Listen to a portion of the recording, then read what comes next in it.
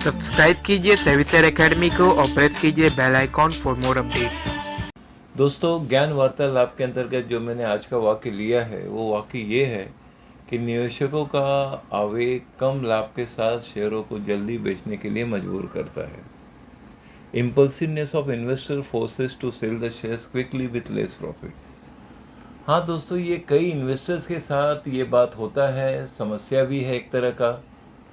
तो ज्ञान वार्तालाप में आप ये ज्ञान प्राप्त करेंगे कि ऐसे सिचुएशन में क्या करना चाहिए आपको जब आप लेकिन पहली बात तो ये आप जान लीजिए, ये इम्पल्सिवनेस या ये जल्दबाजी क्यों हो जाती है शेयर बेचने के लिए, और लेस प्रॉफिट ही हाथ लगता है और आपके बेचने के बाद आप देखते हैं कि शेयर्स और 15, 20, 30% बढ़ गया।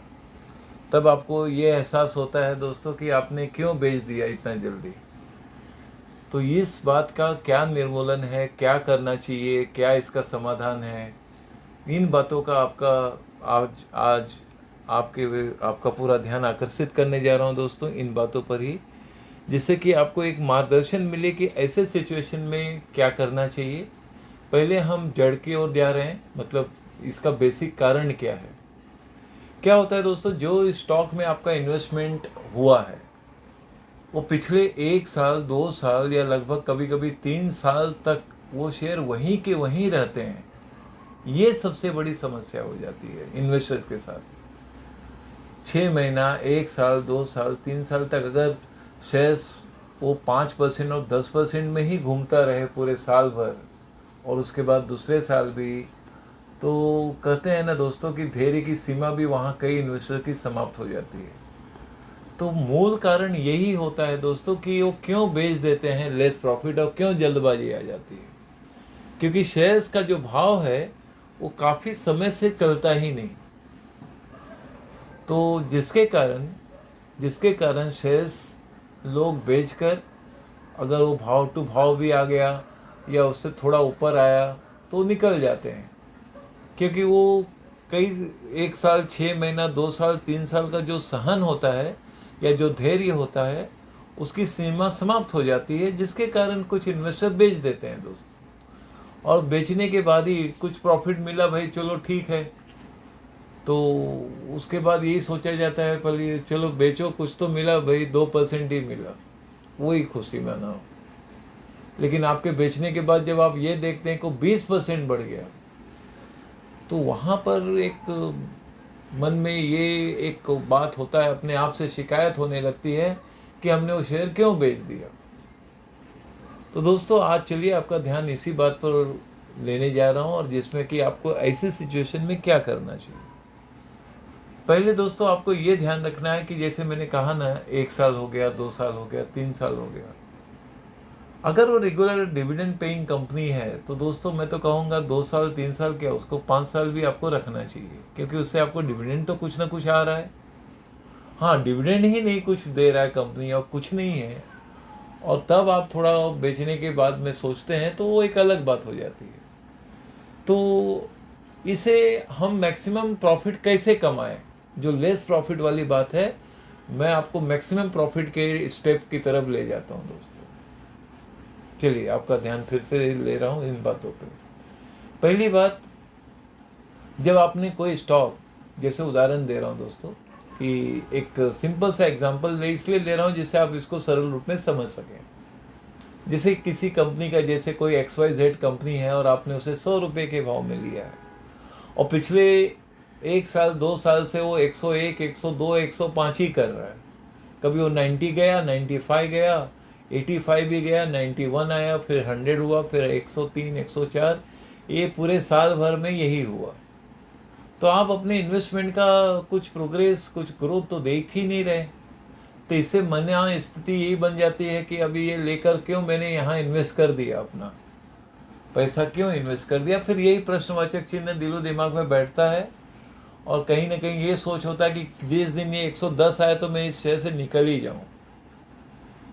और एक दिन ऐसा आता है दोस्तों कि वो 110 आ जाता है और आप बेच देते हैं, और आपके बेचने के बाद आप देखते हैं कि 1 महीना 15 दिन में वो 130 और 140 हो गया,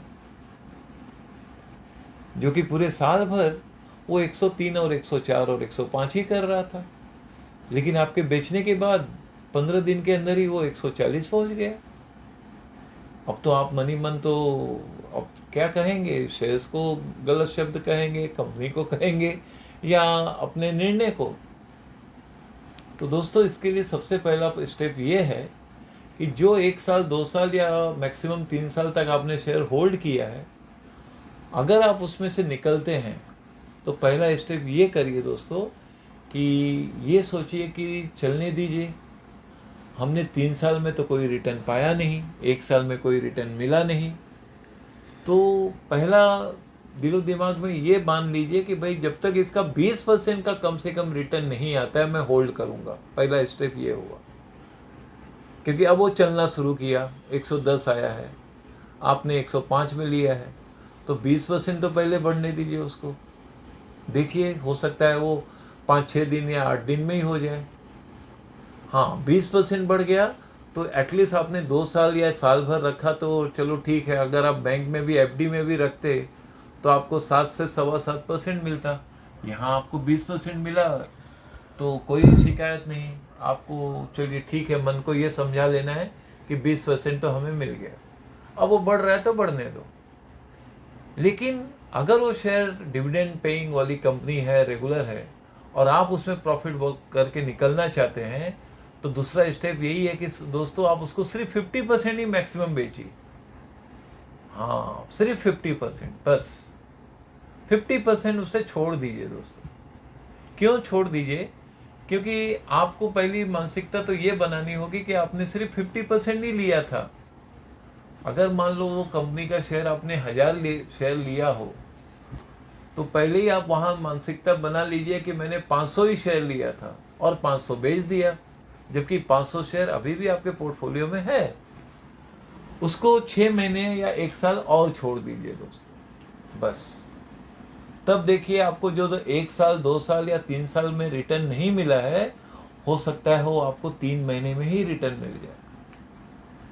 हाँ जब ये स्टॉक चलते हैं तो आप 1 साल तक नहीं चला, 2 साल तक नहीं चला, तो उसको एटलीस्ट मिनिमम, ये लास्ट स्टेप यही है दोस्तों, कि 6 महीने से 1 साल और जोड़ लीजिए, यानी उसमें पेशेंस की सीमा और बढ़ा दीजिए। लास्ट कि भाई आपने ये 100 में लिया, वो 110-12 हो गया, ठीक है, पहले 20% बढ़ने दीजिए। चलिए आपका 20% भी आ गया, 25% हो रहा है रिटर्न, तो बाद में आपको मैक्सिमम कितना बेचना है दोस्तों? सिर्फ 50%, क्योंकि वो रेगुलर डिविडेंड देने वाली कंपनी है। आपका शेयर यूँ भी रहेगा तो साल में डिविडेंड तो आएगा, कुछ तो आएगा, तो 50% आप निकाल दीजिए, 50% उसे रखिए दोस्तों। हो सकता है ये अगला जो आप 50% रखेंगे, वो आने वाले 3 महीना, 6 महीना या साल भर में वो उतना रिटर्न दे दे जो पिछले 1 साल में रिटर्न नहीं दिया है, या पिछले 2 साल में रिटर्न नहीं दिया, या 3 साल में रिटर्न नहीं दिया। वो हो सकता है आपको 6 महीने में ही रिटर्न दे दे दोस्तों। ऐसे कई उदाहरण हैं दोस्तों जो मैं प्रैक्टिकली ऑब्जर्व किया हूँ, देखा हूँ। कुछ शेयर्स कुछ साल तक बिल्कुल नहीं चले। मुझे याद है दोस्तों, मैंने कुछ वर्ष पहले कोचिंग शिपयार्ड का भाव देखा करता था। वो 250, 300 के ऊपर कभी गया ही नहीं। 3 साल, 2 साल, 3 साल ऐसे ही रहा भाव।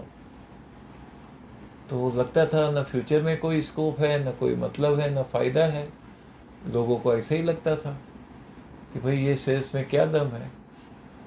2 साल 3 साल तक वो कभी 350 के ऊपर गया ही नहीं। अब देखिए दोस्तों उसका भाव आज कहाँ पहुँच गया। वो आज वो 2000 के ऊपर चल रहा है। आज उसका अगर आप देखिए कोचिंग शिपयार्ड का भाव आज 2200 के ऊपर चला जा चुका है।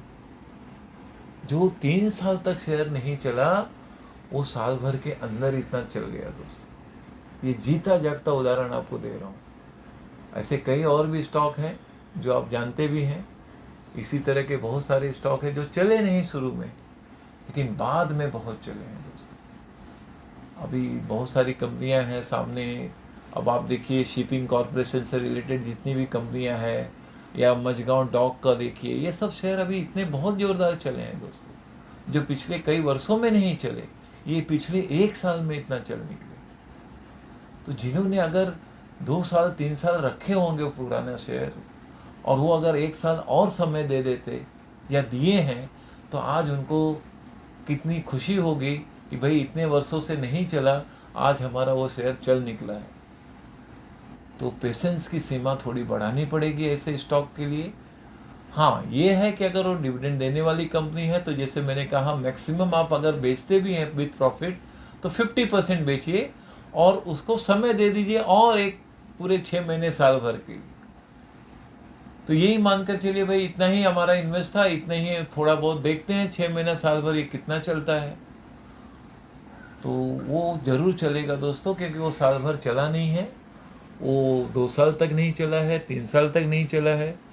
तो ऐसे स्टॉक दोस्तों फिर बाकायदा चलते हैं, ज़ोरदार चलते हैं, और पूरे 2-3 साल का कसर वो 2-3 महीने में ही पूरा कर लेते हैं। अब होता क्या है दोस्तों, ऐसे स्टॉक में जो पुराने लोग हैं वो बेचना शुरू कर देते हैं, और जो नए आते हैं वो बड़ी संख्या में, बड़ी मात्रा में इन्वेस्ट करते हैं। वो लाखों नहीं करोड़ों में इन्वेस्ट करते हैं, क्योंकि वो उनके ग्रोथ को देख रहे हैं, प्रेजेंट का भी और फ्यूचर का भी, इसलिए उसमें बड़ा इन्वेस्टमेंट करते हैं। जब वो बहुत बड़ा इन्वेस्टमेंट करते हैं, बड़े बड़े टॉप इन्वेस्टर हो गए, म्यूचुअल फंड हाउस हो गए, ये जब बड़े पैमाने में ज़ोरदार इन्वेस्ट करते हैं तो आप उसी शेयर को 50%, 100%, 200% से भी ज़्यादा रिटर्न देख लेते हैं, कभी कभी 6 महीने में या साल भर में। कारण ये होता है, तो उसमें होने ये लगता है कि पुराने वाले धीरे धीरे निकलने लगते हैं, और नए नए जो आते हैं वो हैवी इन्वेस्टमेंट करके उनका अपना अपना स्ट्रेटेजी होता है कि वो 20% लेकर निकल गए, कोई 40% लेकर निकल गए, फिर लास्ट में जो आए वो और एंट्री लिए, वो और बड़ी रकम डालकर वो 30-40% लेकर निकल गए। ऐसे सब होने से, ऐसा सब जब होने लगता है तो शेयर्स क्या होता है, जो 100 रुपये का शेयर था वो आप देखते हैं कि 6 महीने साल भर में ही वो 250-300 रुपया हो गया। तो क्यों हो गया, उसका बैकग्राउंड और पॉइंट ये कारण था। और आप उसे 105 और 110 देखकर जो परेशान थे और बाद में बेच दिए, जिसके कारण अब देखते हैं, और फिर होता क्या है, कुछ इन्वेस्टर फिर जो बेचे रहते हैं वो गिल्टी फीलिंग करते हैं, फिर एकदम ऊंचे भाव में फिर खरीद लेते हैं, और जब वो खरीदते हैं तो फिर शेयर थोड़ा नीचे आने लगता है, फिर डर लगता है, फिर लॉस में बेचते हैं। तो कोई ना कोई किसी न किसी तरीके से कमाई हो ही नहीं पाती है, कारण कि दोनों तरफ से फिर हार जाते हैं कि भाई ऊपर में बहुत ले लिया, तो जब ले लिया तो वहाँ गिरा, और जब बेच दिया तो फिर से एकदम बढ़ गया। तो ये सब प्रोसेस और पॉइंट फिर चलता ही रहेगा, जिसके कारण आप प्रॉफिट कर ही नहीं पाते हैं दोस्तों। तो सबसे बेस्ट पॉलिसी यही है कि जब आपका साल 2 साल 3 साल स्टॉक नहीं चले, नंबर 1 उसे पहले 20% बढ़ने दीजिए। 20% बढ़ गया क्योंकि आपने 2 साल तक रखा, साल भर रखा, कोई इम्प्रूवमेंट नहीं हुआ, तो पहले उसको 20% ऊपर होने दीजिए। जब वो हो जाता है तो उसे जब भी बेचे 50% जो आपका होल्डिंग है, जैसे आपके पास 1000 शेयर्स था तो आप 500 शेयर बेचिए, और 500 को भूल जाइए दोस्त। उसको 500 के लिए 500 नंबर ऑफ जो शेयर्स हैं वो 500 शेयर आप क्या करिए कि आने वाले 6 महीने और साल भर उसको और होल्ड करिए। देखिए, हो सकता है वो कोचिंग शिपयार्ड बन जाए, या हो सकता है मजगांव डॉक का जैसे शेयर बड़ा उस तरह का हो जाए, या कुछ इस तरह से होता है बात विषय, क्या उसमें कुछ नया बात आ जाए, नया टर्निंग पॉइंट आ जाए। तो ये सब बातें और होते हैं समय के साथ साथ। तो इसके लिए बहुत ज़्यादा पेशेंस होना चाहिए, और आपको अपने आप को ये समझाना है कि भाई मेरे पास पहले से ही 500 शेयर था, मैंने 500 बेच दिया। वो अगले 500 पर आप बिल्कुल ध्यान न दें 6 महीने से साल भर। तब देखिए दोस्तों, आपको इतना रिटर्न मिलेगा जो आप सोच भी नहीं सकते। तो बस मुझे आज ज्ञान वार्तालाप के अंतर्गत इतना ही कहना है दोस्तों, कि किस तरह से आप मैक्सिमम प्रॉफिट पाएँ या कमाएँ, वो मैंने आज छोटा सा आपको कह दिया या स्टेप वाइज बता दिया। इस स्टेप को आप फॉलो करिए। आप पर्सनल लाइफ में या निजी जीवन में अगर ये बातों को फॉलो करते हैं तो निश्चित रूप से आप अच्छे से अच्छा रिटर्न पाएंगे और देखेंगे भी। और आपको याद आएगा कि ज्ञान वार्तालाप के अंतर्गत जो मैंने कहा था सेबी शेयर एकेडमी के अंदर, जो हमने इन बातों को कहा था कामता उपाध्याय ने, वो वाकई सही था। और वो लागू किया जिसके फलस्वरूप आपने मैक्सिमम रिटर्न पाए। बस यही कहना है दोस्तों आज की ज्ञान वार्तालाप में। मैं मानता हूँ मेरी बात को आपने आज सरल रूप में समझ लिया होगा, और बस इससे ज़्यादा क्या कहें। आपको तो मालूम ही है हमारा रेगुलर मेंबरशिप चल रहा है। बड़े पैमाने पे आप इन्वेस्ट करना चाहें तो हमारा डायमंड मेंबरशिप है, पोर्टफोलियो मैनेजमेंट सर्विस है, और उसी के साथ साथ हमारा मल्टीबैगर स्टॉक सर्विस है। और जो बड़े पैमाने में कुछ अच्छा लॉन्ग टर्म के लिए आप इन्वेस्ट करना चाहते हैं तो प्लेटिनम स्टॉक सर्विस है, जो गिरते हुए मार्केट में भी स्टेबल और स्ट्रॉन्ग रहते हैं। तो ये सब खूबियाँ हैं दोस्तों। तो और आप रेगुलर कुछ पैसा जमा करके एक SIP फॉर्म में इन्वेस्ट करना चाहते हैं तो हमारा एक बेस्ट SIP स्टॉक सर्विस भी है। और वीडियो लिंक में हमारा ऑलरेडी ऑनलाइन में जो फंडामेंटल एनालिसिस कोर्स और टेक्निकल एनालिसिस कोर्स का भी हमारा ऑलरेडी वीडियो लिंक बना हुआ है। उससे संबंधित जो भी आपको जानकारी चाहिए, अगर यदि आप सीखना चाहते हैं मार्केट से संबंधित चीज़ों, तो ये 2 कोर्स आपको सीखना चाहिए। तो उसके लिए भी आप इससे संबंधित जो भी आपको जानकारी चाहिए व्हाट्सएप में मैसेज कीजिए, आपको सारी जानकारी प्राप्त हो जाएगी। चलिए फिर मिलते हैं।